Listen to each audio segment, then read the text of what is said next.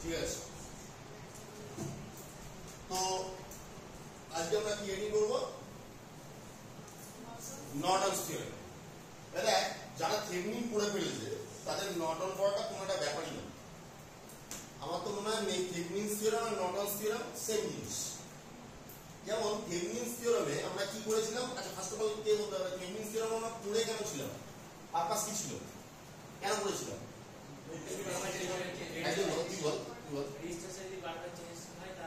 মানে কোনো একটা নেটওয়ার্কে কোনো একটা রেজিস্ট্যান্স অ্যাজ ইট যেন লোড রেজিস্ট্যান্সের মতো যদি বারবার কি হয় বা চেঞ্জ হয়, মানে আজকে আমি 2 ওহম লাগালাম, আবার একটু পরে 2.5 করে দিলাম, তার মানে আমি বারবার তো পুরো নেটওয়ার্কটাকে ক্যালকুলেশন করবো না।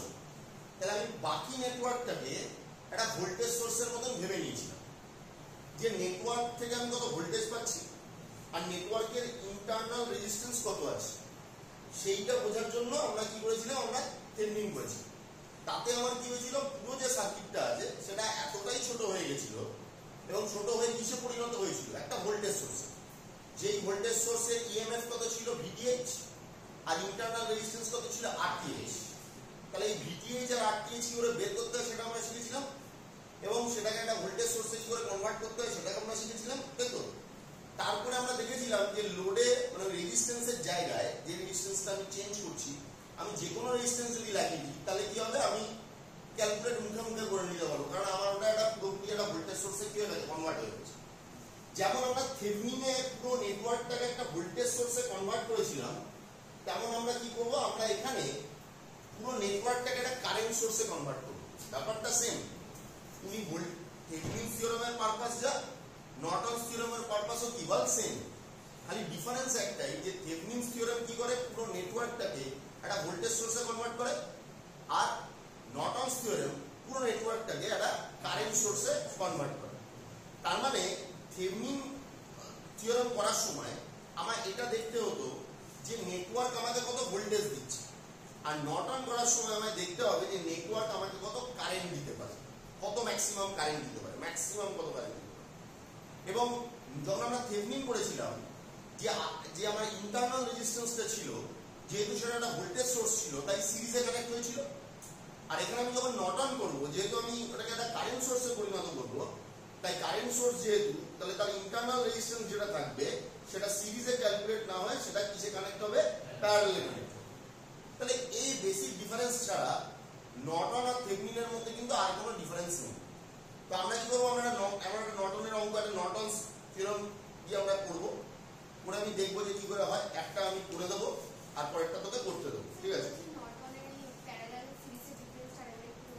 নর্টনে দেখ, আগে আমরা আগের ক্লাসে করেছি ভোল্টেজ সোর্স আর current source. First of all আমি বলছি শর্টকাট হবে না, কিন্তু আগের ক্লাসগুলো যতক্ষণ না করবে তোমার সমস্যা থেকেই যাবে, ঠিক আছে? মানে আমি একটা ক্লাস ধর বোঝালাম তোকে, 1 ঘন্টা ধরে একটা জিনিস বোঝাবো।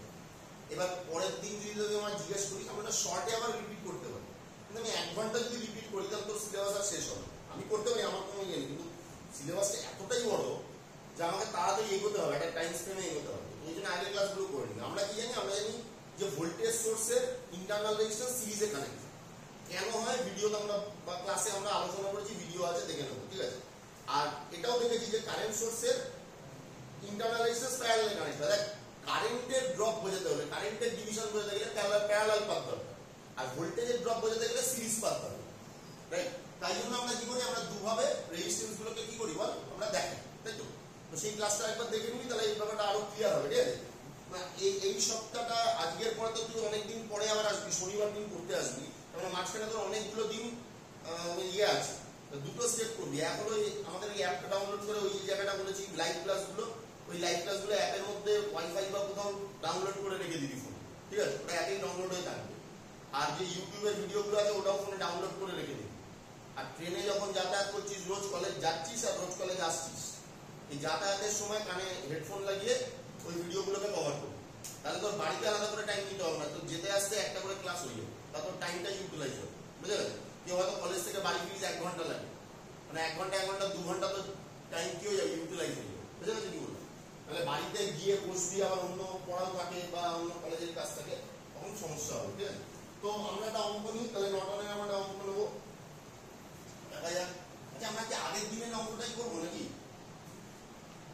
আগের দিনের অঙ্কটা করলে তোমরা ডিফারেন্সটা বুঝতে পারবে। যে নতুন অঙ্ক একটা প্রথমে দিই, তারপরে সেটা মনে হয় আগের অঙ্কটা একবার দেখবো, ঠিক আছে? রাইট, এরকম একটা অঙ্ক আছে, ঠিক আছে? ধর এখানে আমার একটা কারেন্ট সোর্স আছে, কারেন্ট সোর্সটা হলো 10 অ্যাম্পিয়ারের সোর্স, 10 অ্যাম্পিয়ার সোর্স, ঠিক আছে? এর সাথে একটা রেজিস্ট্যান্স আছে কত, 5 ওহমের, ঠিক আছে? এই অঙ্কটা কিন্তু ভালো করে অবজার্ভ করতে হবে, তারপরে আমরা পরের অঙ্কটা তাহলে করতে পারবো, ঠিক আছে? খুব ভালো করে অবজার্ভ করবি কি হচ্ছে। আর বারবার বলছি, নোডাল আর মেশ এই দুটো অ্যানালিসিসের প্রসেস কিন্তু খুব ভালো করে জানতে হবে, নাহলে কিন্তু পরবর্তীকালে আমরা এগুলো পারবো না, ঠিক আছে? হলো 1 ওহম, ঠিক আছে? এইটা হয়ে গেছে তোর 5 ওহম, ওকে? আর এইটা হলো তোর 10 ওহম, ঠিক আছে? এখানে একটা আছে 10 ওহম। এরকম একটা অঙ্ক আছে। এবার তোকে ওখানে যেমন দিত থেভেনিন অ্যাক্রস এ রেজিস্ট্যান্স, এখানে দেবে নর্টনাইজ অ্যাক্রস এ রেজিস্ট্যান্স, ঠিক আছে? এটা দেবে, বুঝা গেল? হ্যালো, হ্যাঁ হ্যাঁ,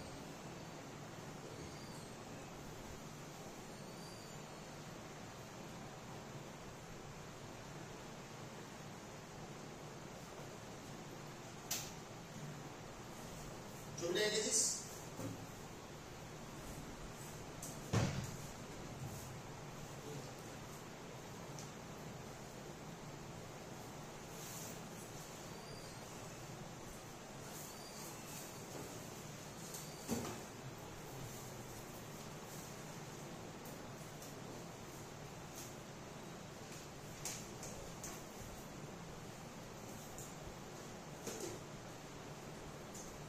ওকে, তাহলে এবার স্টেপগুলোয় আসি।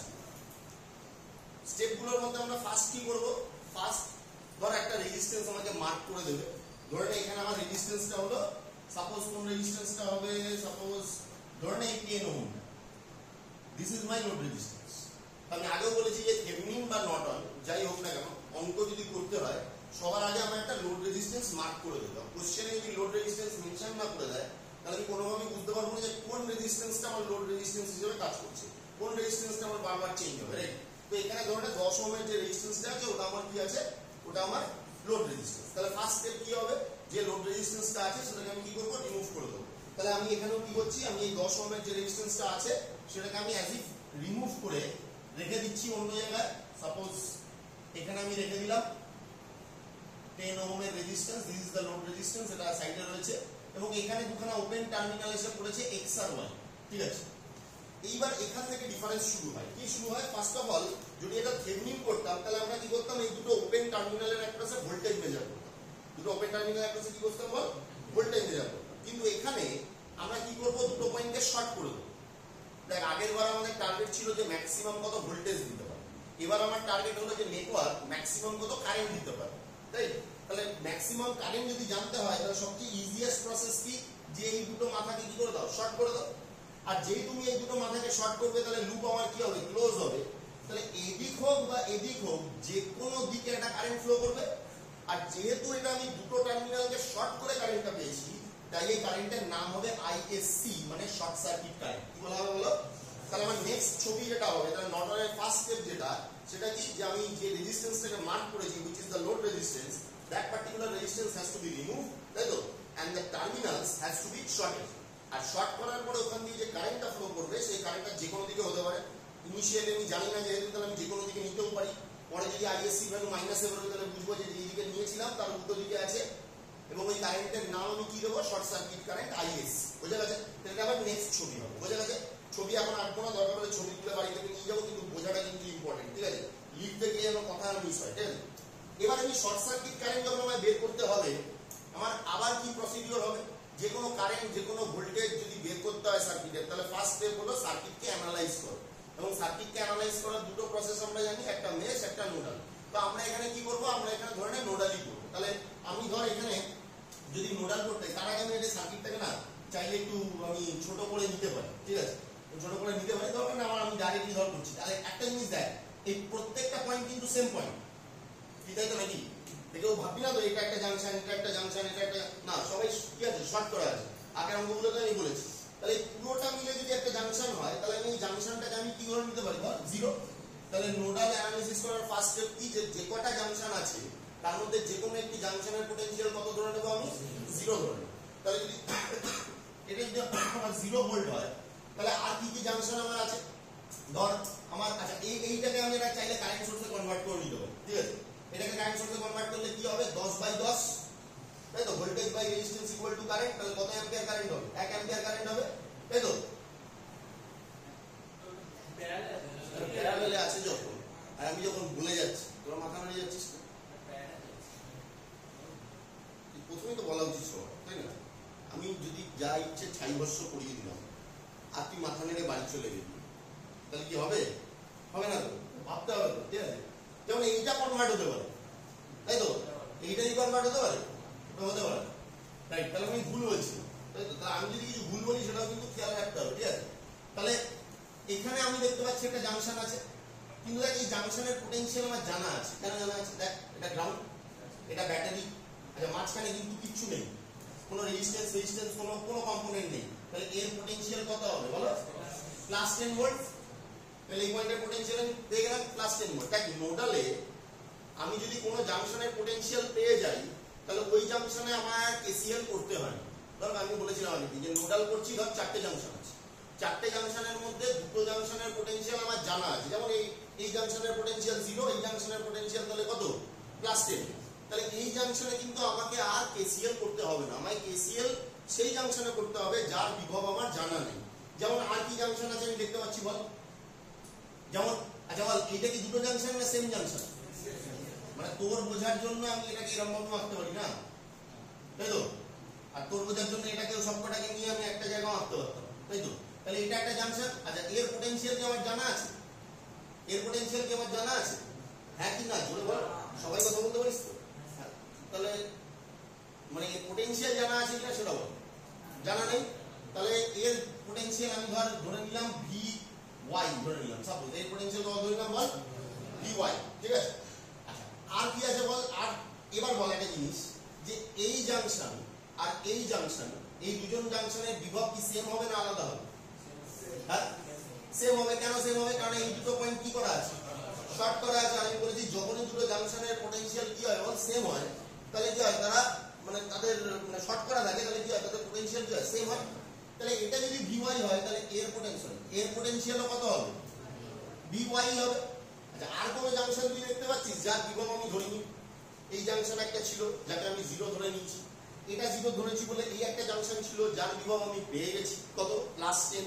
মানে আমি লোয়ার থেকে হায়ারে গেছি, তাহলে পোটেনশিয়াল আমার রেজ হয়েছে, তাই তো? এই জাংশনটা আমি জানতাম না, অবভিয়াসলি আমি ধরে নিয়েছি। আচ্ছা এটাকে না VYV, এটাকে খালি V ধরে নিলাম, YX তো একই হবে না পোটেনশিয়াল, তো V ধরে নিলাম। তাহলে এর বিভব আমি V ধরে নিলাম। আর এই পয়েন্টে যেহেতু শর্ট আছে, তাহলে এই পয়েন্টের পোটেনশিয়াল যদি V হয়, তাহলে এই পয়েন্টের পোটেনশিয়াল কি হবে বল? V হবে। আর তো কোনো জাংশন আমি দেখছি না। তাহলে আলটিমেটলি আমার একটা বিভবই আমাকে কি করতে হবে? বের করতে হবে। তার আগে আমি কি করবো? সবকটা ব্রাঞ্চে কারেন্টের ডাইরেকশন কি করবো বল? ধরে নেব। তাহলে ফার্স্ট স্টেপ কি করলাম? কটা জাংশন আছে। সেকেন্ড স্টেপ কি করলাম? যে কোনো একটা জাংশনকে আমি বিভব কি ধরলাম? 0 ধরলাম। থার্ড স্টেপ কি করলাম? যে কোন কোন জাংশনের বিভব এমনি আমি জেনে যেতে পারি। যেমন আমি দেখলাম এই জাংশনে কি করতে হবে না, এমনি জেনে গেলাম, তাহলে পেয়ে গেলাম। এবার দেখলাম যে কোন কোন জাংশনের বিভব জানা নেই, আননোন, সেরকম দেখলাম একটাই জাংশন আছে, এটা বা এটা, তার বিভব আমি ধরে নিলাম।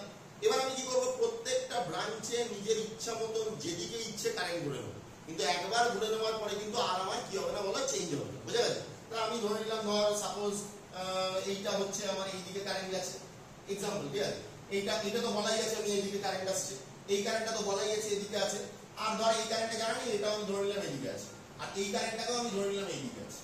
আর এই কারেন্টটাকে ধরে নিলাম এইদিকে আছে। তাহলে যেগুলো অলরেডি জানা আছে সেগুলো নিয়ে চাপ নেই, যেটা ধরে ফেলেছি বা বলা আছে সেটা নিয়ে চাপ নেই। যেই ব্রাঞ্চের কারেন্টগুলো জানা নেই, সেই ব্রাঞ্চের কারেন্টের ডাইরেকশন গুলো নিজের ইচ্ছা মতন কি করতে হবে? নিয়ে নিতে হবে, বুঝা গেছে কি বলবো? এবার আমায় কোন জাংশনে করতে হবে, কোন জাংশনে আমায় ইয়ে করতে হবে বলো? আমায় কেসিএল করতে হবে। যে জাংশনের বিভব আমার জানা নেই, সাপোজ ধরো এই জাংশন আর এই জাংশন কি সেম জাংশন, তাহলে এই জাংশনে যদি আমি কেসিএল করি, তাহলে এই জাংশনে কেসিএল করলে কটা কারেন্ট ঢুকছে আর কটা কারেন্ট বেরোচ্ছে? বল দেখি। একটা কারেন্ট ঢুকছে, একটা কারেন্ট বেরোলো, আর একটা কারেন্ট ঢুকছে, আর এই আইএসসি বলে যে শর্ট সার্কিট কারেন্ট আছে সেটাও কি হচ্ছে আমার ঢুকছে। তাহলে আমি এখানে এটা ধর 0.1 দিলাম, এটাকে ধর 0.2 দিলাম, তাহলে কেসিএল at 0.1, কেসিএল at 0.1 যদি আমি করি, কেসিএল at 0.1 যদি আমি করি, তাহলে কি আসবে বল? যেগুলো ঢুকবে সেগুলো প্লাস, তার মানে +5। আচ্ছা এই কারেন্টটা কত হবে? এগুলা আমি এখানে আর লিখবো না, কিন্তু v - 0/1 মাইনাসে লিখতে হবে। এখানে লিখলাম তাহলে v - 0/1, তাই তো? আচ্ছা এই কারেন্টটা ঢুকছে, কত লিখবো? 10 - v/5, তাহলে ঢুকছে মানে প্লাস 10 - v/5, রাইট? কয়টা? চারটে কারেন্ট। আর প্লাস কি হবে? কোন কারেন্টটা ঢুকছে? ISC is equal to কি হবে? ISC equal to 0। তাহলে this is my first equation, equation number 1। ওকে, এবার একই ভাবে 0.2 তেও আমি কেসিএল করতে পারি। 0.2 তেও আমি কি করতে পারি? কেসিএল করতে পারি। তা তুমি বলি দাদা এই দুটো জাংশন তো সেম জাংশন, দুজন জাংশনের বিভব আমার সেম আছে, তাহলে দুটো জাংশন তুমি আলাদা আলাদা করে কেন তুমি এরকম ভাবে কেসিএল করছো? এর আগে তো কোথাও করিনি, স্বাভাবিক কনফিউশন হতে পারে। তাহলে কোথায় বুঝবো যে দুবার নিতে হবে, কোথায় বুঝবো যে একবার নিতে হবে? দেখ এখানে একটা ব্যাপার আছে, যখন আমি নর্মালি একটা পয়েন্টে বা একটা জাংশনে কেসিএল করতাম তখন কিন্তু এরকম কোন একটা আননোন কারেন্ট আইএসসি ওর সাথে ঢুকতো না। ঢুকতো কি না? দেখ এখানে যদি আইএসসির জায়গায় এই কারেন্টটা যদি এরকম ভি মাইনাস এত বাই অত হতো, আর যদি এখানে একটাই আননোন থাকতো, তাহলে কি আমার আরেকটা ইকুয়েশন ফর্ম করার কোনো দরকার পড়তো না? কিন্তু আমি দেখে বুঝতে পারছি যে জাংশন সেম হতে পারে, কিন্তু যে ইকুয়েশন আমি পেয়েছি সেখানে আমার দুখানা আননোন আছে। তাহলে দুখানা আননোনকে সলভ করতে গেলে আমার মিনিমাম দুখানা ইকুয়েশন দরকার। তাহলে আমার ওই জন্য মাথায় এলো যে এইখানে আমি কেসিএল করে দিই, দুজনের বিভব সেম, পয়েন্ট সেম, কিন্তু এখানে কেসিএল করলে কি পাবো? আমি একটা ইকুয়েশন পাবো, আর এখানে কেসিএল করলে আমি আরেকটা ইকুয়েশন পেয়ে। তাহলে আমার কি হবে? দুটো ইকুয়েশন থেকে দুটো আননোন ইজিলি কি হয়ে যাবে বলো? সলভ হয়ে যাবে। তাহলে আমি ওই জন্য যদি এই পয়েন্টে কেসিএল করি, তাহলে এই কারেন্টটা কি হচ্ছে? এখান থেকে বেরিয়ে যাচ্ছে। এই কারেন্টটা কি হচ্ছে বলো? এখান থেকে বেরিয়ে যাচ্ছে। আর এই কারেন্টটা কি হচ্ছে? এখানে ঢুকছে। তাহলে আমি যদি বলি কেসিএল at point, ক্লিয়ার তো নাকি? কেসিএল at 0.2 যদি আমি করি, 0.2 যদি আমি করি, রাইট? তাহলে কেসিএল at 0.2 করলে কি হবে? +10 মাইনাস v minus 0 বাই কত? 5 মাইনাস v minus 0/5, ঠিক আছে? আর এটাও বেরিয়ে যাচ্ছে minus ISC is equal to 0। This is my second equation. তাহলে অবভিয়াসলি এখান থেকে আমার ফার্স্ট টার্গেট কি? যে আমার কোন কারেন্টটা বের করতে হবে? শর্ট সার্কিট কারেন্টটা বের করতে হবে। তার মানে ISC ভ্যালু আমি এখান থেকে ইজিলি সলভ করে নিতে পারবো, তাই তো? তো সলভ করে বল আমাকে কত আসছে।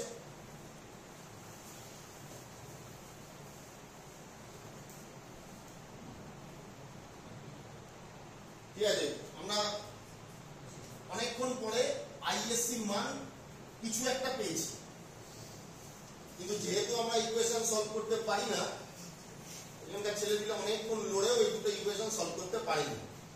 ঠিক আছে, তোরা বলি কি 2025 সালের থার্ড সেমের ব্যাচ, তাই তো? ভিডিও ইউটিউবে তুলবো, আর মেবি আজ থেকে 6 বছর পরে কোনো একটা ব্যাচকে দেবো, আর তারাও জানবে যে 2025 সালে যে থার্ড সেমের ব্যাচটা এসেছিল তারা এই দুটো ইকুয়েশন সলভ করতে পারেনি, এবং 5 জন সলভ করে 5 রকমের অ্যান্সার বের করেছে। ঠিক আছে, তোদের নাম কিন্তু উজ্জ্বল হয়ে গেল। ঠিক আছে, যাই হোক আইএসসি কিছুটা ভ্যালু এসছে, যাই হোক ঠিক আছে তো? ভ্যালুটা যদি না বের করতে পারি এটা আমার দায়িত্বের মধ্যে পড়ে না দুটো ইকুয়েশন সলভ করানো শেখা। ঠিক আছে, তাহলে আইএসসি পেয়ে গেলাম। তাহলে দেখ একটা জিনিস বলা হবে, শর্ট সার্কিট কারেন্ট কি করে পেতে হবে এটা বোঝা গেছে? দেখ একটাই ফান্ডা, দেখতে পাচ্ছিস তো? যে কোনো অঙ্ক যখন হচ্ছে সার্কিট অ্যানালিসিস করাটা খুব ইম্পর্টেন্ট, এবং শিক্ষিত হওয়াটা খুব ইম্পর্টেন্ট। ঠিক আছে, মাধ্যমিক পাস হওয়াটা ইম্পর্টেন্ট। ঠিক আছে, তো আইএসসির যে ভ্যালুটা আছে এটা পেয়ে গেলে বাকি কাজটা পুরোই থেভেনিনের মতো, রাইট? মানে আইএসসি ভ্যালু আমি পেয়ে গেছি।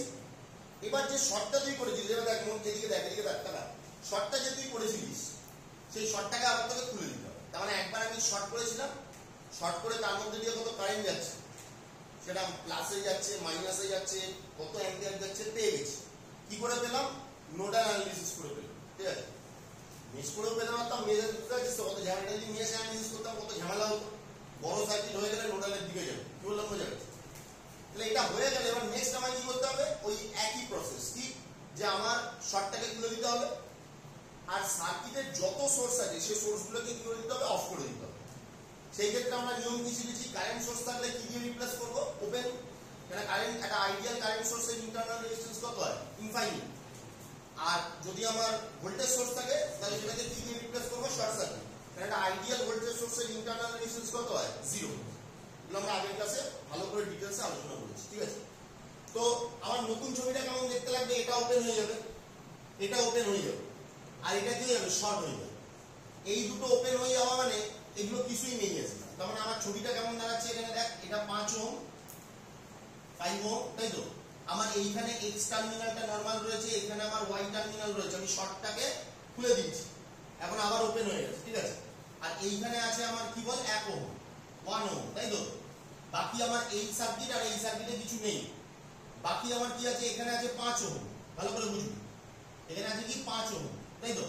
আর এখানে আছে কি বল, এখানে কি আছে 10 ওহম 10 ওহম।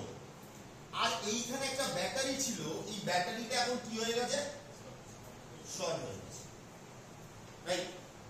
এবার মনে রাখবি কোন শর্ট সার্কিট মানে কত রেজিস্ট্যান্স, 0, রাইট।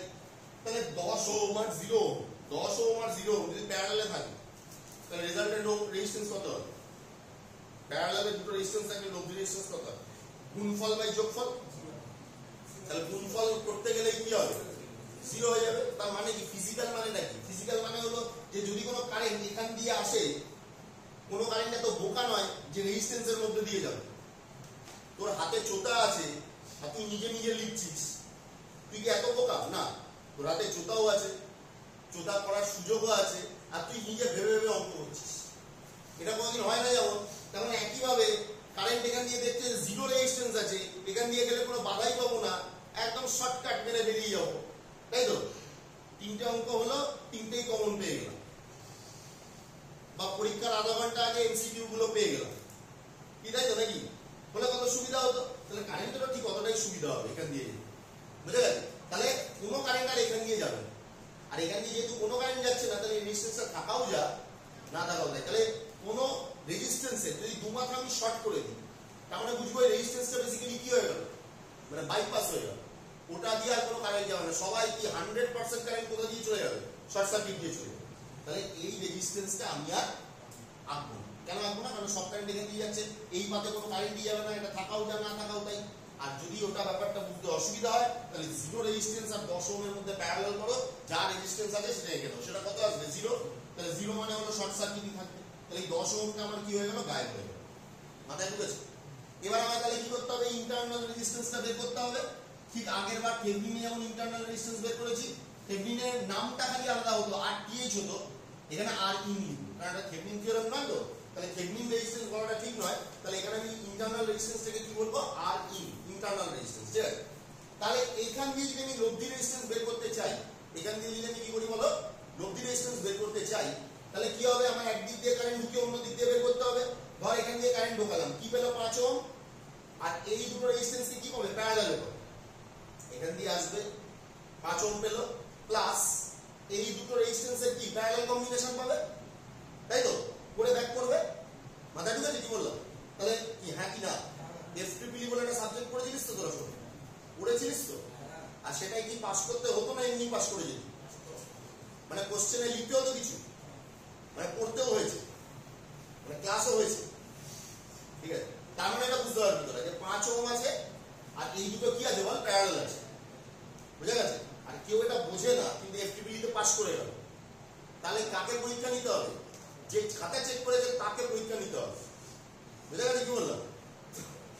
তাহলে কি হবে, আমার আরিন এর ভ্যালু কি হবে বলো বাবু, আরিন এর ভ্যালু কি হবে, 5 ওহম আছে আর তার সাথে প্লাস কে কে প্যারালাল বল, 1 ওহম আর 5 ওহম, মানে 1 × 5/1/5, তার মানে 5/6, 5/6, আর এখানে তো হচ্ছে 30, তাই তো, 35/6। এবার করে তুই দেখবি যা আসে, ঠিক আছে, 36, 6 থেকে একটু কম, 5.95 কত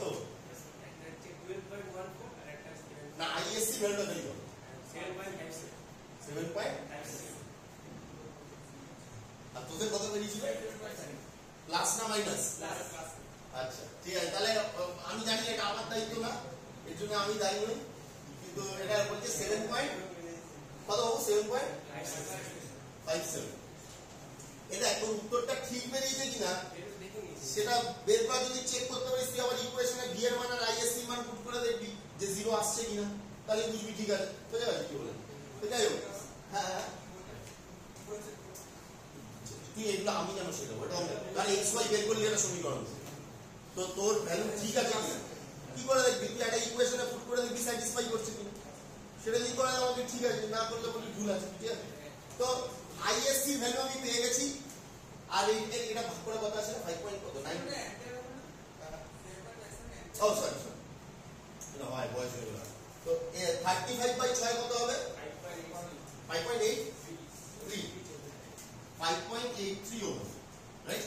তাহলে আমি দেখ আমি দুটো জিনিস পেয়ে গেছি, এক আমি শর্ট সার্কিট কারেন্টও পেয়ে গেছি, তারপর আমি কি করলাম প্রথম থেকে কি করলাম মাথায় একবার নেই, ঠিক আছে। দেখ ক্যালকুলেশন নিয়ে এখনই পাগলা হোস না, আগে যে জিনিসটা শিখতে এসেছিস সেটা যে ক্যালকুলেশনের প্রবলেম তোকেই সলভ করতে হবে, আমি সলভ করতে পারবো না, ঠিক আছে। তো ফার্স্ট আমি কি করলাম লোড রেজিস্ট্যান্সটাকে খুলে সাইডে রেখে দিই, সেকেন্ড আমি কি করলাম দুটো মাথা কি করলাম শর্ট করে দিলাম, শর্ট করে ওখানে নিয়ে কি কারেন্ট যাচ্ছে শর্ট সার্কিট কারেন্ট, নাম দিলাম আইএসসি, সেই কারেন্টের মান আমি বের করব।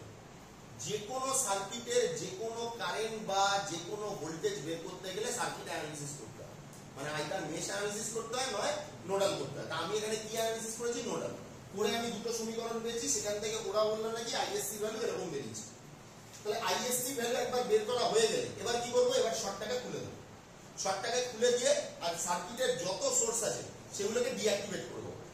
হ্যাঁ হ্যাঁ শর্টটাকে খুলে দেবো মানে ওপেন হয়ে যাবে, শর্টটাকে খুলে দিলে ওপেন হয়ে যাবে, আর যত কারেন্ট সোর্স আছে সেটাকে ওপেন সার্কিট দিয়ে রিপ্লেস করবো, আর যত ভোল্টেজ সোর্স আছে শর্ট সার্কিট দিয়ে রিপ্লেস করবো করে এই দুটো পয়েন্টের অ্যাক্রসে যে লব্ধি রেজিস্ট্যান্স সেই লব্ধি রেজিস্ট্যান্সটা বের করতে হবে, এবং সেটা বেরিয়ে গেলে তাহলে আমার অঙ্ক শেষ।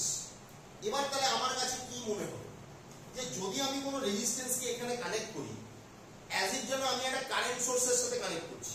দেখ আগে আমি কি বের করেছিলাম যে পুরো সার্কিটটা কত ভোল্টেজ দিতে হবে, এবার আমি বের করলাম কি পুরো সার্কিটটা এই টার্মিনালে একদম মিনিমাম রেজিস্ট্যান্স লাগলে কত কারেন্ট দিতে পারে, তাহলে কত কারেন্ট দিতে পারে সেটা আমি দেখে নিলাম। তার মানে এই সার্কিটের কারেন্ট ড্রাইভিং ক্যাপাবিলিটি কত সেটা আমি দেখে নিলাম, মানে এই সার্কিটটা যদি কাউকে কারেন্ট দেয় কত কারেন্ট দেবে সেটা আমি দেখে নিলাম। প্লাস আমি এটাও দেখে নিলাম যে এই সার্কিটের ইন্টারনাল রেজিস্ট্যান্স কত আছে।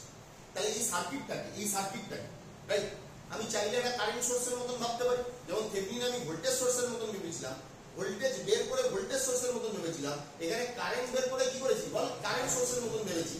এবং তাহলে কারেন্ট সোর্সটা দেখতে কেমন হবে, আমার এখানে একটা কারেন্ট সোর্স থাকবে যার কারেন্ট ড্রাইভিং ক্যাপাবিলিটি কত হবে আইএসসি, যেটা কিনা তুই মান বের করেছিস সেখানে 7.57, কারেক্ট।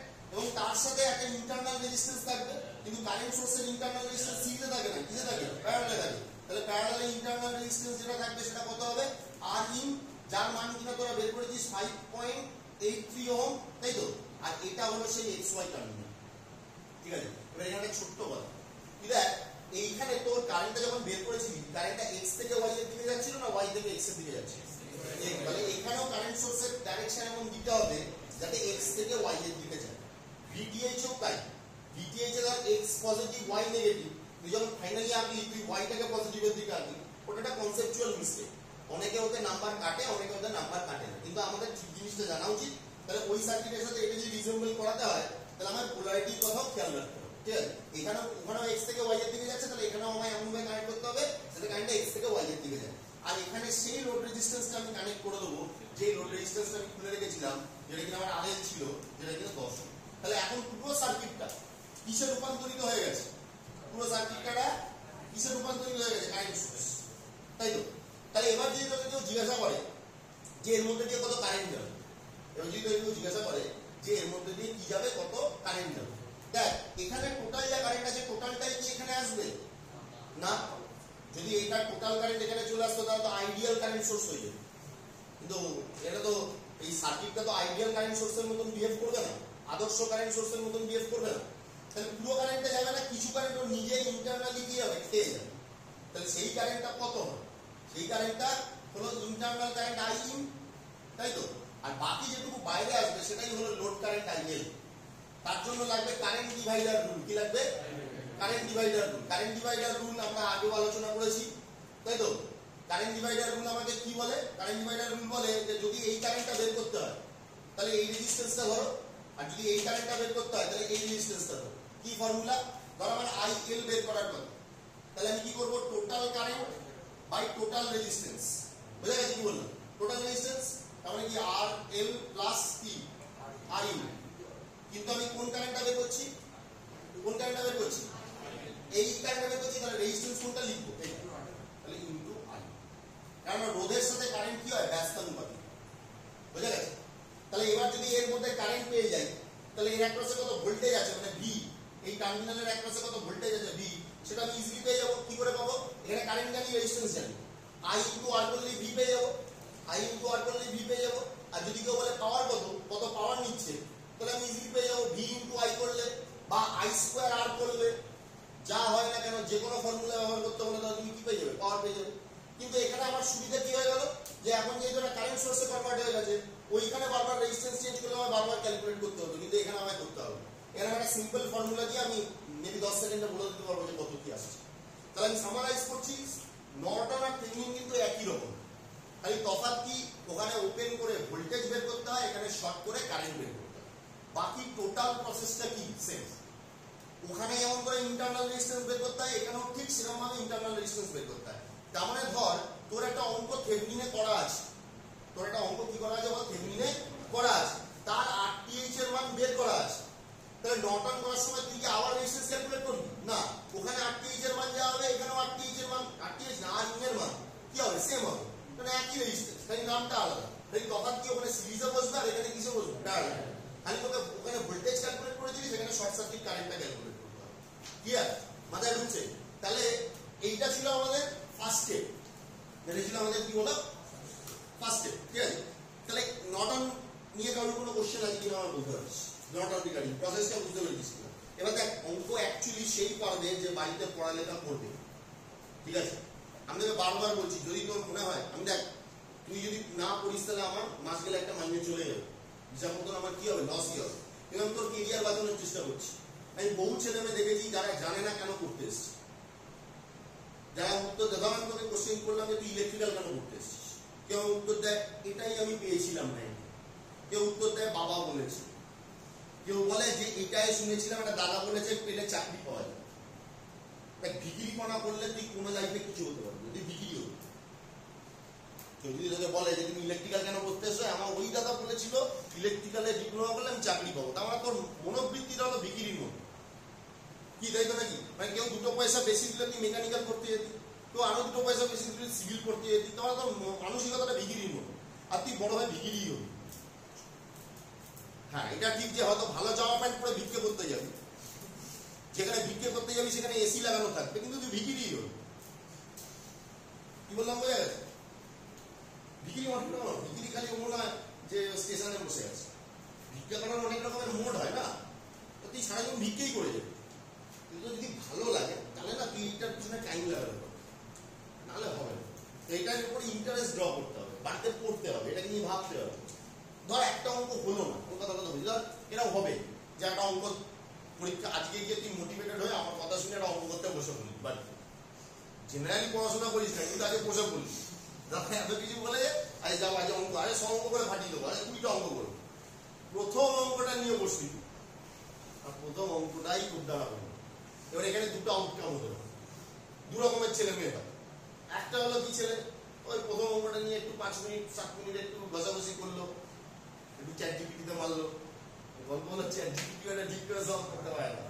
ঠিক আছে? তুই একটা সিএস এর কোড, পাইথনের কোড দিবি, ও সাক মেরে দেবে। তুই একটা সার্কিট দেবো, হ্যাঁ ইজি সার্কিট পেয়ে যাবে, কিন্তু একটা সার্কিট দিয়ে দেবো, ওর মানে ইমেজ প্রসেসিং এখনো সেই লেভেলে যায়নি যে একটা মাকড়সার জাল সলভ করে আমায় দিয়ে দেবো, তার জন্য একটা মানুষ কি লাগে। ঠিক আছে? হ্যাঁ, ভবিষ্যতে হয়তো পারবে। তুই বলবি যখন ও পেরে যাবে তা আমি জানি কি হবে না, তোকে তো জানতে হবে যে আমার ঠিক জিনিসটা বলছে কিনা। তার ডাক্তার হয়েছে চ্যাট জিপিটি, হতে পারে ও চ্যাট জিপিটি ইউজ করছে, খারাপ নয়, কিন্তু নিজের তো পড়ালেখা জানতে হবে। চ্যাট জিপিটি ধরনের একটা জ্বর হয়ে যাওয়া, একটা ক্যান্সারের ডোজ দিয়ে দিই, দেখে তো চিন্তা হবে না ভাই এটা তো এটার ওষুধ না, ব্যাক চেক তো দরকার। ঠিক আছে? তাহলে আরেকটা অঙ্ক দেবো, এই অঙ্কটা করার চেষ্টা করতে হবে, হাঁপিয়ে গেলে হবে না, চেষ্টা করে যাবো। মানে প্রথম দিন কি হবে, সারাদিনে একটা অঙ্ক হবে না, কিন্তু যদি লেগে থাকো 10 নম্বর দিনে দেখবে একদিনে 10টা অঙ্ক হবে। বুঝে গেছে? ওই কথা শুনেছিস তো, চাইনিজ ব্যাম্বু ট্রি শুনেছিস কথাটা? চাইনিজ ব্যাম্বু ট্রি শুনেছিস? শুনিস নি? একটা গাছ আছে চাইনা, একটা বিশেষ ধরনের বাঁশ গাছ। ওই বাঁশ গাছটা কি হয়, তুই পুঁতবি, পুঁতে 10 বছর 12 বছর ধরে তুই জল দিয়ে যাবি, গাছটা বেরোবেই নয়, জল দিয়ে যাবি বেরোবেই না। কিন্তু 10 বছর পরে ও 3 মাসে ধরে 100 ফুট লম্বা হবে, 3 মাসে, আর ওর বেঁচে প্রচুর টাকা বলবে। কথা হলো, ও কি 3 মাসে বড় হয়েছে? না, দেখতে মনে হচ্ছে 3 মাসে বড় হয়েছে, কিন্তু ওকে জল দেওয়া হয়েছে কত বছর ধরে? 10 বছর ধরে, এবং উইদাউট রিটার্ন। কি 10 বছর তুই জল দিচ্ছিস, কোথাও ফ্রাস্ট্রেটিং না? যে একটা গাছ পুঁতেছিস, 10 বছর ধরে জল দিচ্ছিস, বেটা এখনো মাথা চাটা দিয়ে উঠলোই না, তোর কি মনে হবে? 10 বছর তো দূরের কথা, 2 দিন 10 দিন 1 মাস করেই তো মনে হয় ধর চালা ছেড়ে জল দেওয়া বন্ধ করলে গাছটা মরে যাবে। যদি 10 বছর ধরে টানা জল দিচ্ছিস, তাহলে ওই 3 মাসে দেখবি হুড় করে পাবে একটা সময়। কেরিয়ারও তাই, বুঝলে? একটা সময় দেখবি তোর টাকা পয়সা অসুবিধা হবে। তুই কোথাও খেতে যাচ্ছিস রেস্টুরেন্টে, টাকার কথা ভাবতে হবে। তুই ঘুরতে যাবি, টাকার কথা ভাবতে হবে। হ্যাঁ, সময়ের কথা ভাবতে হবে, টাকার কথা ভাবতে হবে। কিন্তু পরে গিয়ে আবার যদি পড়ালেখা না করিস, সময় হয়তো থাকবে, টাকা থাকবে। টাকা ইজ ভেরি ইম্পর্টেন্ট, সৎভাবে উপার্জিত টাকা। ঠিক আছে, তো এটা বুঝে দিই, কোনো অসুবিধা নেই। কারেক্ট? তাহলে পরের অঙ্কটা আমরা দেবো, আমি ইজি অঙ্ক দিচ্ছি তোদের জন্য, হ্যাঁ, বেশি কঠিন অঙ্ক দেবো। কিন্তু মোটামুটি ধর আমি এই যে অঙ্কটা দিয়েছিলাম না, এটা একটু কঠিনের দিকেই বলতে পারিস, একটু কঠিনের দিকেই বলতে পারিস। মানে ইচ্ছা করে একটু বড় অঙ্ক দিলাম, কারণ এরপরে সোজা অঙ্কটা দেবো, তাহলে তোর দেখতে সুবিধা হবে। বুঝে গেছিস?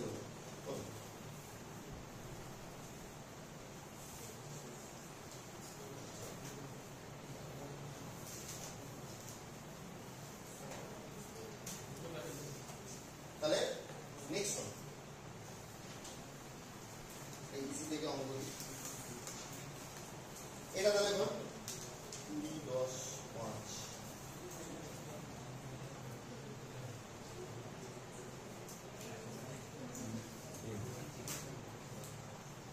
এটা 20 ভোল্টের ব্যাটারি আছে, এটা 10 ওহমের রেজিস্ট্যান্স আছে, 10 ওহমের রেজিস্ট্যান্স আছে, এটা 5 ওহমের রেজিস্ট্যান্স আছে, এখানে 5 ওহম, হ্যাঁ। আর এটা 5 অ্যাম্পিয়ারের কারেন্ট সোর্স আছে। একদম ইজি অঙ্ক দিচ্ছি, হ্যাঁ, একদম ইজি অঙ্ক, নিজেরই লজ্জা লাগে। এটা 20 ওহম আছে, রাইট? আর তোর লোড রেজিস্ট্যান্স হলো এইটা। ঠিক আছে, তাহলে প্রসেসটা চালাও, দেখো কি হয়। দেখতে পাচ্ছ তো সবাই? 20 volt, 10 ohm, 5 ohm, 5 ampere, 20 ohm. তোর লোড রেজিস্ট্যান্স হলো এটা। তাহলে যেটা লোড রেজিস্ট্যান্স সেটাকে খুলে তোকে সার্কিটটাকে নর্মালাইজ করতে হবে। ঠিক আছে,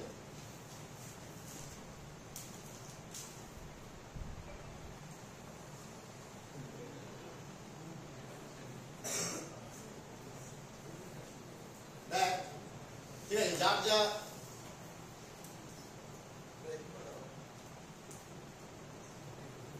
দাঁড়িয়ে কোনো লাভ হবে? দেখি তোর খাতাটা কতটা এগিয়েছিস। শর্টই করেছি, করে নিয়েছি না, আমি সব করেছি।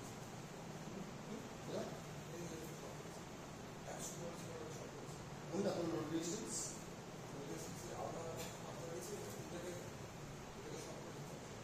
শর্ট কাজ করতে হবে। লোড রেজিস্ট্যান্স খুলে নেওয়ার পরে তারপরে কি করতে হবে? ওই জায়গাটা কি করতে হবে? পরে করবি, তাহলে কিছুই হয়নি। ও কিছু একটা ঘটনা ঘটিয়েছে।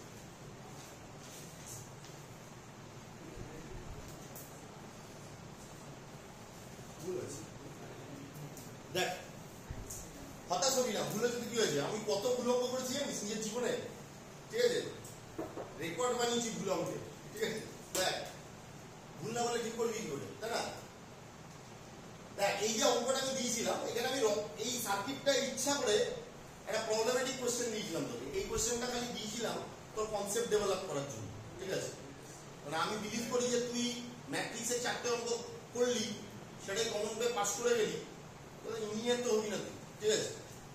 এই জন্য আমরা ছেলেপিলে এখন পড়তে আসে না। আগে মোটামুটি দুটো ব্যাচ মিলে 400 ছেলেপিলে পড়তে হবে আমাদের ফেস করতে, ঠিক আছে? এবার কি হয়েছে, মার্কেটে উঠে গেছে যে এর কাছে পড়ালে প্রচুর প্রচুর পড়ায়, মানে জিগজ্যাগ দাদাদের কাছে আমি বেশি পড়তে যাবো। জিগজ্যাগ দাদা মানে বুঝিস তো, 10টা কোশ্চেন দেবে তোমাদের 8টা কমন হয়ে যাবে।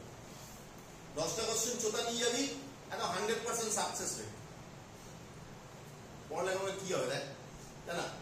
তো ঠিক আছে, তাহলে এই রেজিস্ট্যান্সটাকে আমরা কি করবো, সরিয়ে দেবো, এটা তো ফার্স্ট স্টেপ। এবং এইটাকে সরিয়ে দিয়ে এটাকে শর্ট করবো, রাইট? এটা ছিল আমার কোশ্চেন, রাইট? এবং শর্ট করে আমায় কি বের করতে হবে, এখান দিয়ে কি আছে, আইএসসি শর্ট সার্কিট কারেন্ট কত যাবে, এটা আমার ফার্স্ট স্টেপ।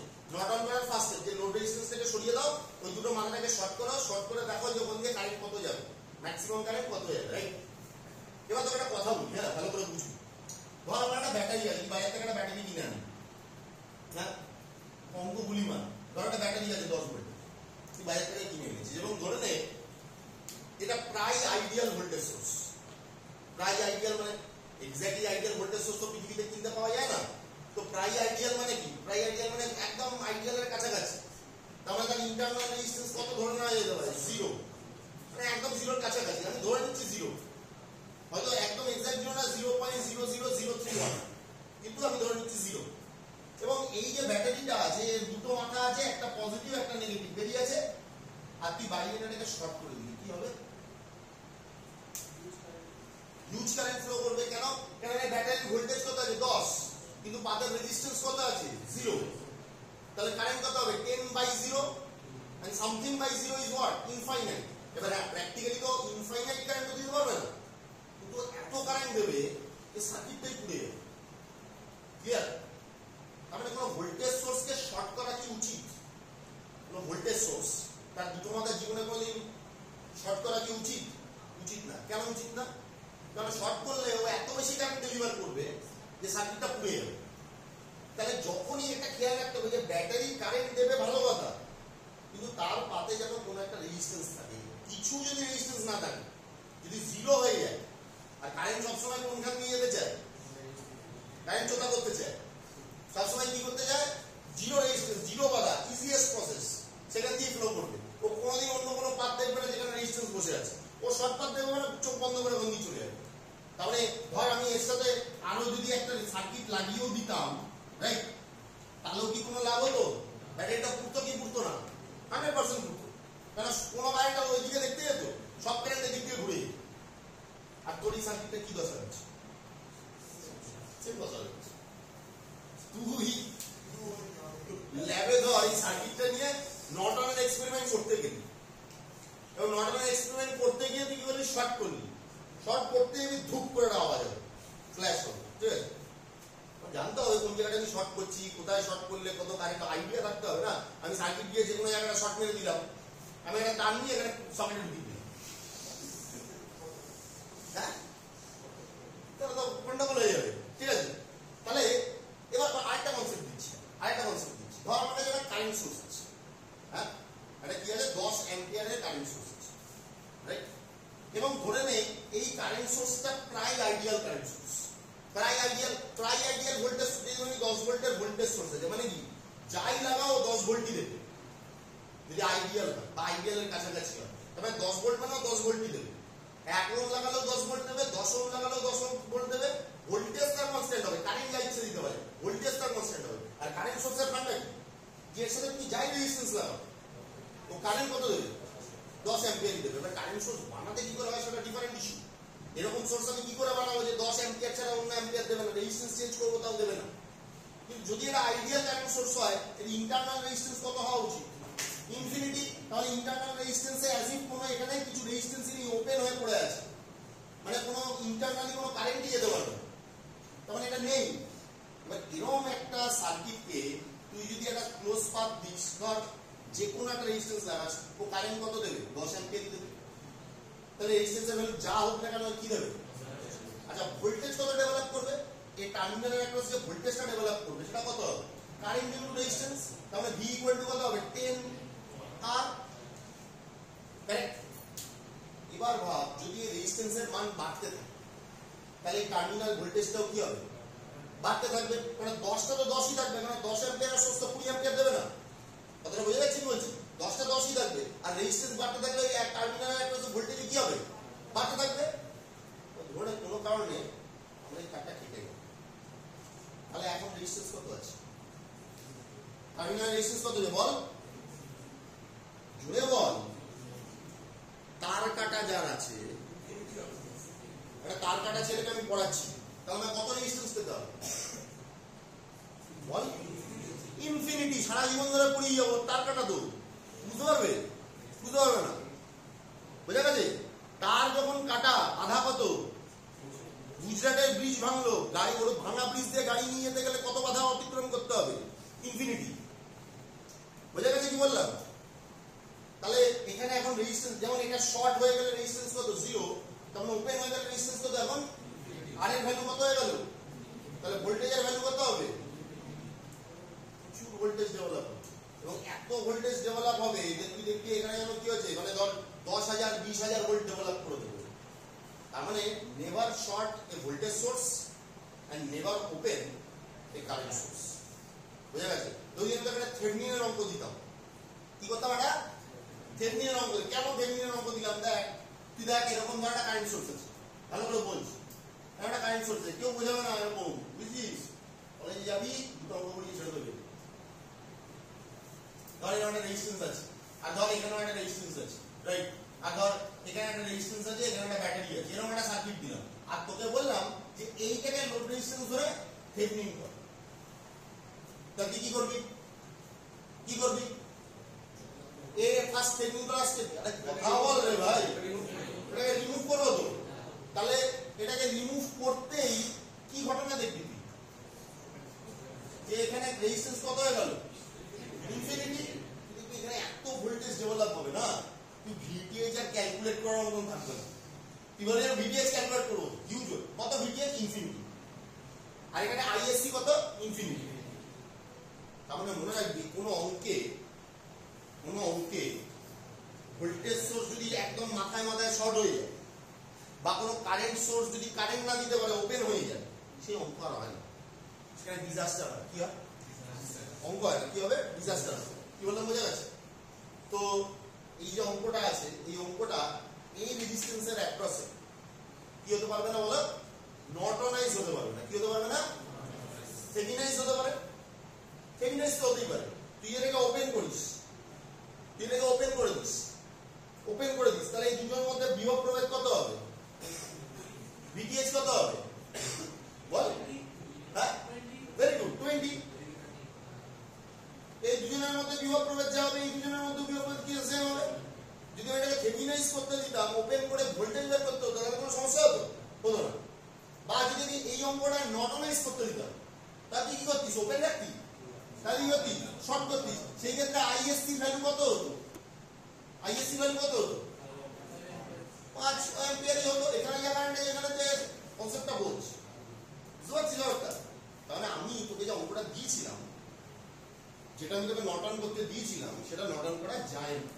তেমন একইভাবে যদি আমি ওরকম কোনো একটা অঙ্ক তোকে থেভেনিনাইজ করতে দিতাম, সেটাও থেভেনিনাইজ করা যায় না। কারণ এটা একটা স্পেশাল কেস আমি দেখলাম। কিছু এমন circuit depending on the position of the load resistance এর হতে পারে যে খালি থেভেনিনাইজ করা যাবে, নয় খালি নর্টনাইজ করা যাবে, কিন্তু দুটোই করা যাবে।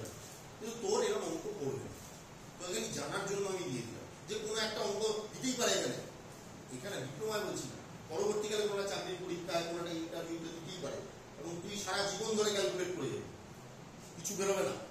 আর যদিও বেরোবে, ভুলভাল বেরোবে। ওখানে দেখলাম, তার মানে কি এই অঙ্কের কেউ যদি আমার মধ্যে অ্যান্সার বেরিয়ে গেছে, তখন আমি 1 পয়েন্টে কি বুঝবো? ভুল করেছি। এটাকে নর্টনাইজ করে দিয়েছে মানে কি করেছে? আইএসসি মান তাহলে বেরিয়ে গেছে, মানে ভুল হচ্ছে, চেক করার দরকারই নেই, কেটে 0 দিল। কি বললাম, বোঝা গেছে? ক্লিয়ার? তাহলে আমি আরেকটা অঙ্ক করবো, কিন্তু তার আগে একটা ছোট্ট ফান্ডা নেব, ঠিক আছে? তাহলে হেডিং কর ম্যাক্সিমাম পাওয়ার ট্রান্সফার থিওরেম।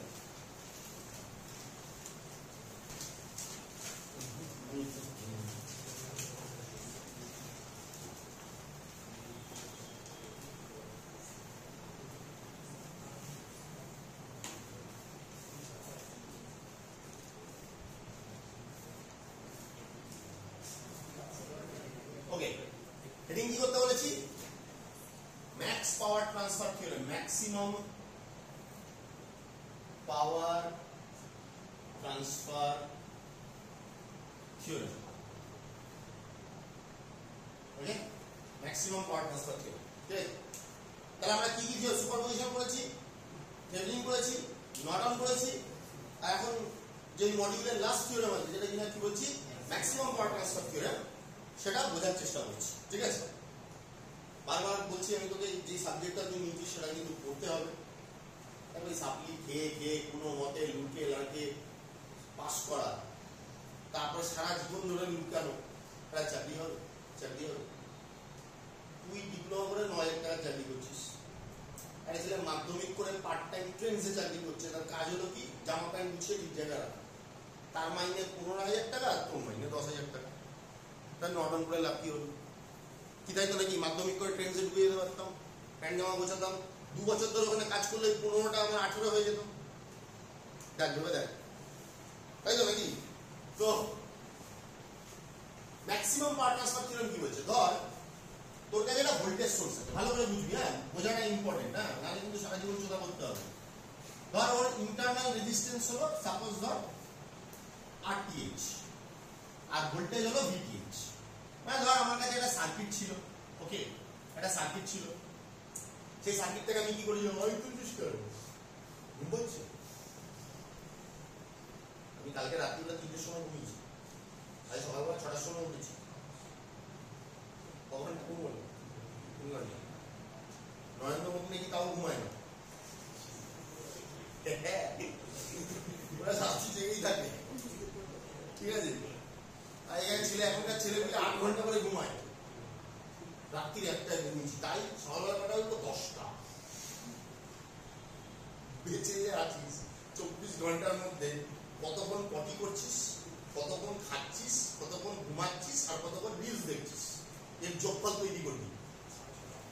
এবার তাহলে তুই একদিনের কতটা ফ্র্যাকশন কাজের কাজ করিস, মানে এগুলো বাদে কাজের কাজ করিস সেটা হিসাব করবি, সেই ফ্র্যাকশন দিয়ে তোর টোটাল লাইফ স্প্যানটাকে গুণ করবি, মানে যতদিন বাঁচবি তুই। মানে দেখবি তুই হিসাব করে দিবি হলে কাজের কাজ 2 ঘন্টাও করেছিস সারাদিন। ঠিক আছে, এবার আমরা যে অ্যাকচুয়ালি কত বছর বেঁচেছি এখানে, ধর তুই 70 বছর বাঁচলি, তুই 24 ঘন্টায় দিনে 2 ঘন্টা কাজের কাজ করেছিস, তা তোর ফ্র্যাকশন হয়ে গেল 1/12। তা তুই যদি 60 বছরও বাঁচিস, অ্যাকচুয়ালি তুই 5 বছর বেঁচেছিস। এবার লোকে জিজ্ঞাসা করে 40 বছর বয়সে বিবেকানন্দ মারা গেছে, সে এত কিছু কি করে বললো? আরে ফ্র্যাকশনটা দেখ, ও অ্যাকচুয়ালি এফেক্টিভলি কত বছর বেঁচেছে, আর তুই এফেক্টিভলি কত বছর বেঁচেছিস, তাই না? কেউ কেউ আবার আছে কি হাউ করতেও 1 ঘন্টা লাগে, আচ্ছা হাউ করতেও 1 ঘন্টা লেগে যায়। আর অন্যান্য কাজের লোক 1 ঘন্টা কোথাও গিয়ে একটা ডাক্তার 15 মিনিটে অপারেশন করে 50,000 টাকা নেয়, আর তুই হাবু করিস 1 ঘন্টা, আর তুই ভাবছিস আমার জীবনে কেন কিছু হচ্ছে না।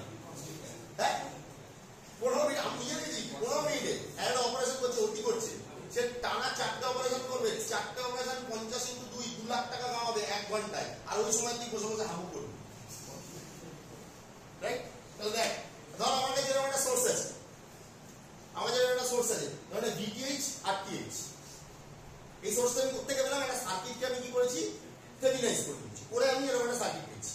এর মান কত আছে আমার জানার দরকার নেই, যাই মান আছে আছে, কিছু একটা আছে। আর এর সাথে আমি কি করেছি, একটা লোড রেজিস্ট্যান্স কানেক্ট করেছি, RL, রাইট? একটা লোড রেজিস্ট্যান্স কানেক্ট করেছি RL, রাইট? এবার তাহলে বল যে এখানে কারেন্ট কত হবে, IL কত হবে, বল IL কত হবে? দেখ এগুলো আমি এক্সপেক্ট করতেই পারি। টোটাল ভোল্টেজ কত, VTH কারেন্ট রেজিস্ট্যান্স কত, এইগুলো কিন্তু আমায় বলতে হবে যে তাহলে VTH by RTH plus RL, this will be the current. আচ্ছা তাহলে এই রেজিস্ট্যান্সটা, এই যে লোড রেজিস্ট্যান্স যেটা বাইরে থেকে কানেক্ট করেছি, সে পাওয়ার তাহলে কত নেবে? Power in the load resistance PL কত হবে, I²R, আর I² মানে এটা স্কয়ার R, তাহলে কত হবে, VTH এর স্কয়ার বাই বল RTH প্লাস RL এর হোল স্কয়ার ইনটু RL। তাহলে this is the power delivered, তাহলে এটাকে লিখতে পারি পাওয়ার আউটপুট, কি লিখতে পারি, পাওয়ার আউটপুট, পাওয়ার আউটপুট। তাহলে এই সোর্স আউটপুট মানে কি, এই রেজিস্ট্যান্সটা আউটপুটে কানেক্ট আছে, এটা তো যা আছে সোর্সের ভিতরেই আছে, এ যে পাওয়ারটা খাচ্ছে সেটা তো আউটপুট পাওয়ার, আর এ যে পাওয়ারটা খাচ্ছে সেটা কি আমি পাচ্ছি? ওটা তো সোর্সের মধ্যেই খেলে যাচ্ছে, তাহলে এটা কি লস? এটা কি বলো? লস। তাহলে আমি যদি বলি লস, সেটা কত হবে বলো?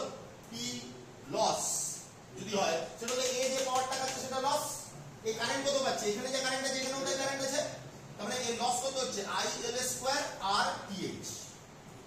তার মানে এর আমি ওই পুরো ইকুয়েশনটা লিখতে পারি আমার সেই বল VTH square by RTH plus RL square, right, into কি আরটিএইচ। তাহলে এই রেজিস্ট্যান্স যা পাচ্ছে সেটা আউটপুট, আর এই রেজিস্ট্যান্স যেটা খাচ্ছে ওটা আমি পাচ্ছি না, ওটা বিপরীত ভোগে চলে যাচ্ছে। এই যে ব্যাটারি অনেকক্ষণ ধরে চালিয়ে রাখে, ধরেন একটা ব্যাটারি অনেকক্ষণ ধরে ফোন চালালে গরম হয়, হয়তো কেন গরম হয়? ওই ব্যাটারির ভিতরে যে রেজিস্ট্যান্সটা আছে সে যে লসটা দিচ্ছে, পাওয়ার লসটা, ওটা হিট হিসেবে বেরোচ্ছে। রেজিস্ট্যান্স জুলস ল কি বলে? যে কোনো রেজিস্ট্যান্সের অ্যাক্রসে যে লস হয় সেটা কোন এনার্জিতে কনভার্ট হয়? হিট বা মাঝে মাঝে লাইট, তাই তো? তো যে হিট এনার্জিটা বেরোবে ওটা সোর্সের থেকে বেরোচ্ছে। যত বাজে সোর্স হবে, যত ইন্টারনাল রেজিস্ট্যান্স বেশি হবে, তার হিটিং এফেক্ট কি হবে? তত বেশি হবে, এবং সেই ব্যাটারি তত তাড়াতাড়ি ড্রেন হবে, তত বেশি গরম হবে। বুঝা গেছে? তো ওই জন্য 10 ভোল্টের ব্যাটারির দাম 5 টাকাও হতে পারে, 5000 টাকাও হতে পারে, ডিপেন্ড করছে কি কোয়ালিটি। হলদিরামের লাড্ডু আর মুদিখানার লাড্ডু ডিফারেন্স হয়, দুটোই লাড্ডু। বুঝা গেছে কি বললাম?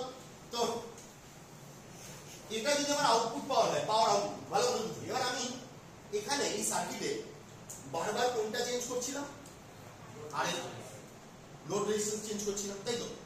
তাহলে লোড রেজিস্ট্যান্সটা যে কোনো সময় ভ্যারি করতে পারে, তাই আমি না এখানে একটা এরকম সিম্বল দিলাম, মানে variable, it can be 1 ohm, it can be 2 ohm, 1 kilo ohm, whatever B the value. The load resistance প্রথম থেকে আমি যে আলোচনায় আছি সেখানে আমি বারবার দেখেছি যে লোড রেজিস্ট্যান্সটা ভ্যারি হতে পারে, যে কোনো সময় চেঞ্জ হতে পারে, রাইট? তার মানে আমার এই সার্কিটে ভিটিএইচ কি ভ্যারি হতে পারে না? সার্কিটটা তাহলে চেঞ্জ করে দিতে হবে। আরটিএইচ কি ভ্যারি হতে পারে না? চেঞ্জ একজনই হতে পারে, কে? আরএল।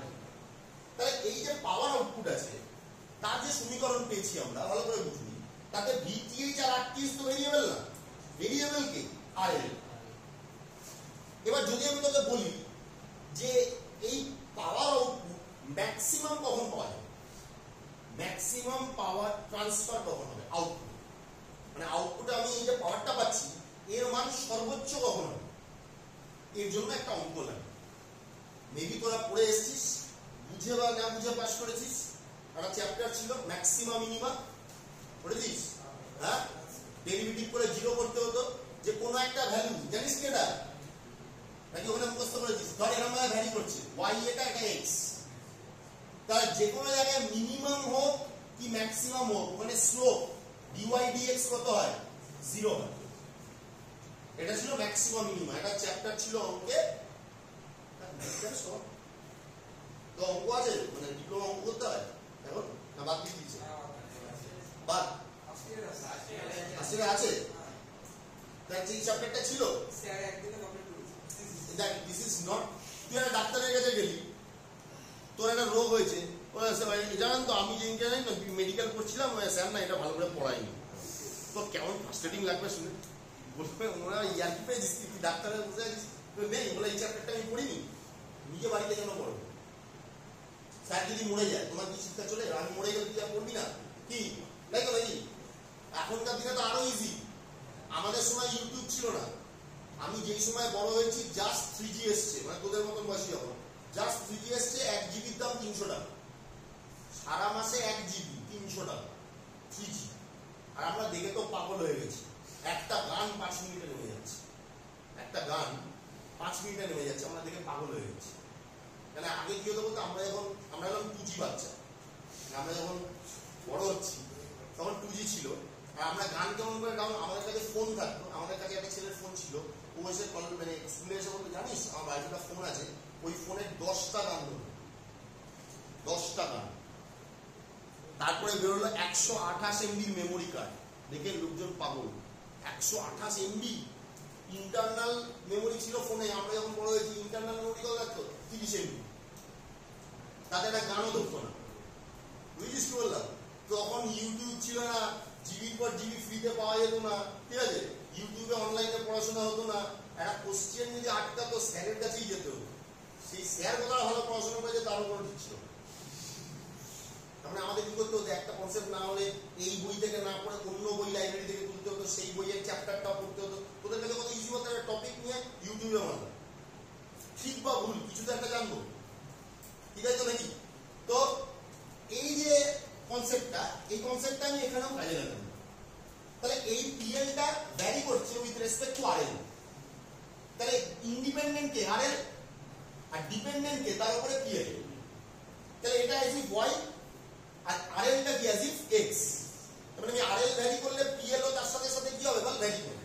তাহলে আমি যদি পিএল এর ম্যাক্সিমাম বের করতে চাই, তাহলে আমি কি লিখতে পারি, for max PL with respect to RL, তাই তো নাকি?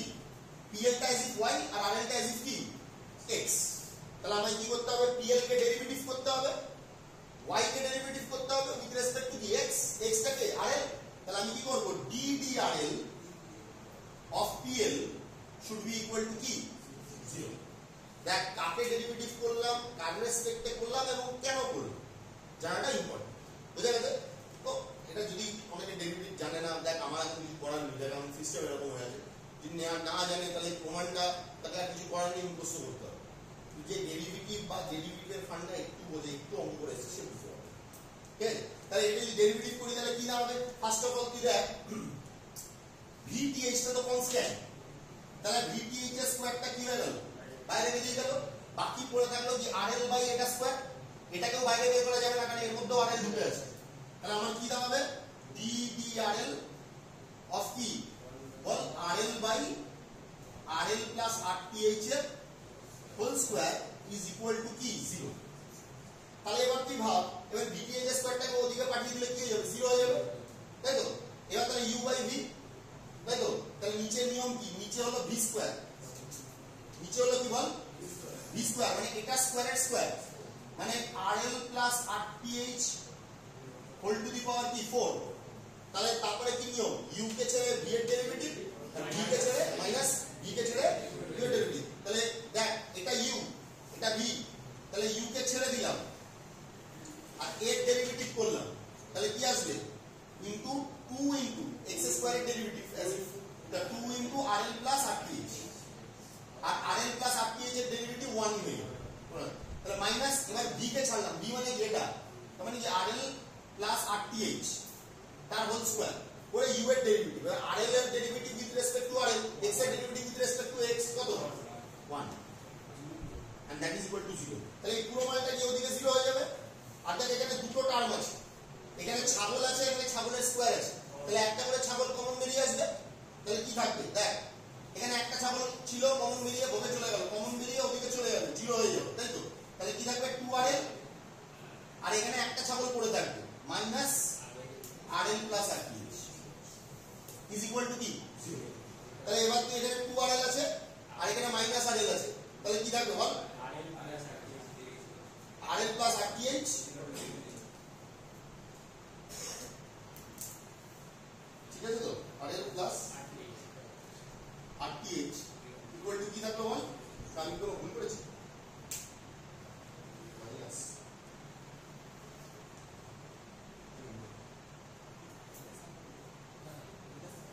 হ্যাঁ কি বলছি বল, না এটা মাইনাস আসার কথা না, দশ সালা মাইনাস তো হবে, এটা মাইনাস আছে না। তাহলে rl ইজ ইকুয়াল টু কি হবে, তাহলে বোঝ একটা জিনিস পাওয়া গেল, তাই তো? জিনিসটা কি পাওয়া গেল, যে যদি আউটপুটের পাওয়ারকে ম্যাক্সিমাম করতে হয়, আউটপুটের পাওয়ারকে ম্যাক্সিমাম করতে হয়, তাহলে একটা শর্ত মেনে চলবে। শর্তটা কি, যে কোনো সোর্সে ইন্টারনাল রেজিস্ট্যান্স আর আউটপুটের লোড রেজিস্ট্যান্স যখন সেম হবে তখন আউটপুটে ম্যাক্সিমাম পাওয়ার মানে ম্যাক্সিমাম ওয়াটেজ পাওয়া যায়। আউটপুটে কি পাওয়া যায় বলো, ম্যাক্সিমাম ওয়াটেজ পাওয়া যায়। ক্লিয়ার? এবার একটা কথা বলা হবে, পাওয়ার আউটপুট যখন ম্যাক্সিমাম হবে তখন লস কি হবে, মিনিমাম হবে না ম্যাক্সিমাম হবে?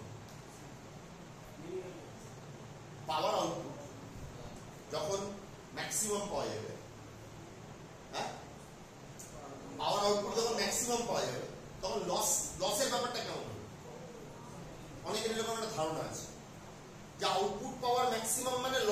আমার কি মিনিমাম। একটা উদাহরণ দিই, ধরেন একটা কারখানা আছে, ঠিক আছে, সেই কারখানায় তৈরি হয়, ধূপকাঠি তৈরি হয়, রাইট? তাহলে সেই ধূপকাঠি কারখানায় দুটো ছেলে কাজ করে, এও কাজ করে ও কাজ করে, সাপোজ উদাহরণ দিচ্ছি। তো এই দুটো ছেলের মধ্যে এই ছেলেটা একদিনে 10টা ধূপকাঠির প্যাকেট বানায়, আর এই ছেলেটা 9টা ধূপকাঠির প্যাকেট বানায়। তো আমি কাকে কাজে রাখবো? ওকে কাজে রাখবো না, আমি ওকে কাজে রেখেছি।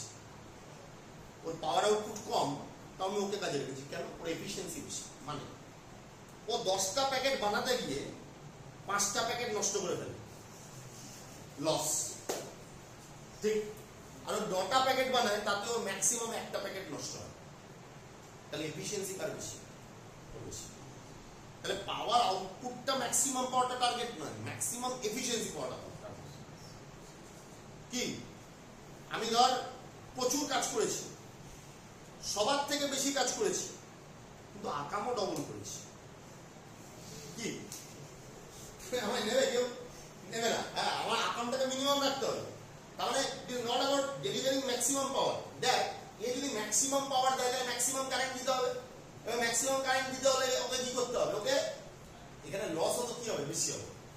তার মানে কি, যদি আমি বলি ম্যাক্সিমাম পাওয়ার যখন দিচ্ছি, ভালো করে বুঝে দিয়ে দাঁড়া, তখন এই রেজিস্ট্যান্স আর এই রেজিস্ট্যান্স কি সেম? কি তাই তো নাকি? যখন ম্যাক্সিমাম পাওয়ার কখন পাবো? যখন RL আর RTH কি হবে? সেম হবে, তখন আমি ম্যাক্সিমাম পাওয়ার পাবো। কিন্তু তখন এফিসিয়েন্সি কত হবে? এফিসিয়েন্সি মানে বুঝিস তো, আউটপুট পাওয়ার বা ইনপুট পাওয়ার। যদি আমি বলি এফিসিয়েন্সি 50%, মানে কি বোঝায়? যে যা টোটাল পাই তার মধ্যে অর্ধেকটা ভোগে যায়, অর্ধেকটা কাজে লাগে। বুঝে গেছে? তাহলে হলো 50% এফিসিয়েন্সি। তাহলে বল, এখানে যদি এই দুটো রেজিস্ট্যান্স সেম হয়, তাহলে এই দুটোর একটা পাওয়ার কনজিউম কি হবে? সেম হবে। তাহলে যা পাওয়ার আউটপুটে পাবো, সেম পাওয়ার কি করবো? লসও করবো। এটা খেয়াল রাখতে হবে যে আউটপুটে পাওয়ার ম্যাক্সিমাম পাচ্ছি, কিন্তু সেই সেম পাওয়ার তো আবার লসও করছি, কারণ দুটো রেজিস্ট্যান্স তো সেম, আর কারেন্টও কি যাচ্ছে তাদের মধ্যে দিয়ে? কি যাচ্ছে? সেম যাচ্ছে। তাহলে যা আউটপুট দিচ্ছি তাই লস করছি।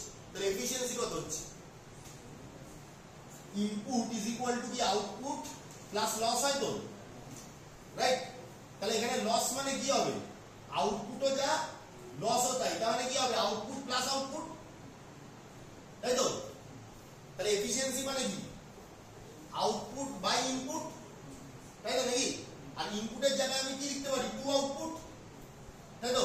তাহলে আমি কি লিখতে পারি? আউটপুট বাই কত? 2 আউটপুট ইজ ইকুয়াল টু কত হবে? হাফ, মানে কত পার্সেন্ট? মাথায় রাখতে হবে, ম্যাক্সিমাম পাওয়ার ড্র করাটা কিন্তু আমার টার্গেট নয়। কারণ ম্যাক্সিমাম পাওয়ার যখন ড্র করবো, তখন আমার কি হবে? ম্যাক্সিমাম লসও হবে, মানে সেই সেম প্রপোর্শনে আমার ভিতরে লসও হবে। মানে ব্যাটারির টোটাল পাওয়ারের মধ্যে অর্ধেক পাওয়ার আমরা নষ্ট করে দেবো। হ্যাঁ, এবার যদি স্পেশাল সিনারিও হয়, আমি ওকে বললাম যে ভাই, এবার স্পেশাল সিনারিও এলো যে ভাই তুই ধূপকাঠির প্যাকেট নষ্ট করতে হয়, কর ভাই, কিন্তু আমার একটা অর্ডার আছে, হ্যাঁ, একটা প্রোগ্রাম হবে, সেখানে অর্ডার ডেলিভার না করতে গেলে আমার কোম্পানি খুব ফেস লস হবে, হয় না? L&T দেখবি বহু এমন প্রজেক্ট নাই যেটা প্রজেক্ট করে লস হয়। একটা রাস্তা বানালো, সেখানে হয়তো 5,000 কোটি টাকা ওর লগ্নি, সেখানে 100 কোটি টাকা লস করে, তাও ওটাকে করবি। কেন করবি? কেন করবি? ব্র্যান্ড ভ্যালুর জন্য। বলতে পারবে যে এই স্টেটের এই ব্রিজটা, কথার কথা বলছি, যদি কাউ হাওড়া ব্রিজ যদি কাউ ভাঙা হয়, একদিন না একদিন তো নষ্ট হবে। তা হাওড়া ব্রিজ ভার্সন 2 বেরোবে, একটা পাশে তৈরি হবে, এবং সেটাও একটা ওরকম স্ট্রাকচার হবে। এবার L&T কে বলা হলো ওই ব্রিজটা তুমি করবে। এবার L&T হিসাব করে দেখলো 200 কোটি টাকা লস আছে, তাও ও করবে। কেন? ও সারা জীবন বলতে পারবে হাওড়া ব্রিজ আমরা করছি। বললাম, বোঝা গেছে? ও ওইটা দেখিয়ে অন্যান্য প্রজেক্ট পেয়ে 10,000 কোটি টাকা লাভ করবে। বুঝতে পারলি ব্যাপারটা? এগুলো বলে ব্র্যান্ড ভ্যালু। মেট্রোর কাজ তাই হয়। তাই L&T বললাম নাগপুরের মেট্রো আমরা বানিয়েছি, ব্র্যান্ড ভ্যালু, কোম্পানির ভ্যালু। বুঝা গেছে? তো ব্যাপারটা সেইটা, ঠিক আছে? তো সেরকম সিনারিওতে আমরা অনেক সময় ম্যাক্সিমাম পাওয়ার ড্র করি, কিন্তু ইট ইজ নট হেলদি যে আমি একটা সোর্স থেকে সবসময় ম্যাক্সিমাম পাওয়ার ড্র করি। বুঝে গেছে? তাহলে এটা ছিল আমাদের ম্যাক্সিমাম পাওয়ার ট্রান্সফার থিওরেম। এবার দেখ, এই ম্যাক্সিমাম পাওয়ার ট্রান্সফার থিওরেম কিন্তু আলাদা করে কোনো অঙ্ক হয় না। জেনারেলি কি হয়, তোকে একটা অঙ্ক দেবে, সেটাকে থেভিনাইজ করতে হবে বা নর্টনাইজ করতে হবে। নর্টনাইজ করিস কি থেভিনাইজ করিস? করে ফেললি, বা তুই থেভিনাইজ করলি, করে ফেললি। এবার আমি থেভিনাইজ করার পরে এরকম একটা আউটপুট আসবে, এরকম একটা ছবি আসবে, তখন আমি তোকে জিজ্ঞাসা করবো যে ভাই তাহলে বলো তো এখানে রেজিস্ট্যান্সের ভ্যালু কত হলে আমি ম্যাক্সিমাম পাওয়ার পাবো? সিম্পল অ্যান্সার হবে ইন্টারনাল রেজিস্ট্যান্স যা বেরিয়েছে তাই হবে। বুঝা গেছে ব্যাপারটা? তো এটা ছিল আমাদের ম্যাক্সিমাম পাওয়ার ট্রান্সফার থিওরেম। তো আজকে আমি আর এক্সট্রা কিছু পড়াবো না, একটু তাড়াতাড়ি বেরিয়ে যাবো। কিন্তু আমাদের কিন্তু 4টে থিওরেমের থিওরি হয়ে গেছে। এবার যেটা আমাদের করতে হবে অনলাইন সেশনে আমাদের কি করতে হবে, আমাদের একটা রিভিশন সেশন করতে হবে, যেখানে আমাদের সব রকমের অঙ্ক থাকবে। তাহলে আজকে রাতে বা কালকে সকালে আমি superposition, Norton, Thevenin with maximum power, এই 4টের ওপরে পরীক্ষায় যেই টাইপের অঙ্কগুলো আসে সেগুলো দেবো। তোরা 2 দিন সময় পাবি সেগুলো নিয়ে কালচার করার। তারপরে একদিন অনলাইন ক্লাস আমরা করবো, যেখানে আমরা আলোচনা করবো। এবার একটা কথা বলে দিচ্ছি, তার মধ্যে সব অঙ্ক যে আমি ধরে ধরে করিয়ে দেবো তা কিন্তু নয়। যে অঙ্কগুলো আমি বুঝবো যে এটা মিনিমাম পারা উচিত সেটা আমি করাবো, আর যেটা আমি মনে করবো যে এটা করিয়ে দিলে ভালো হয় সেটাই আমি করাবো। তাহলে যদি তুমি ওই আশা করে বসে থাকবে যে দাদা এসে সব অঙ্ক করিয়ে দেবে, এখন আমি লিখতে বসে থাকি, ঠিক আছে, দাদা সব অঙ্ক করাবে না। বুঝে গেছে? আর যা পাপ করছো তার হিসাব কিন্তু পরীক্ষার দিন হবে। তা প্রায়শ্চিত্ত এখানেই করে যেতে হবে। বুঝে গেছে? ঠিক আছে, ওকে।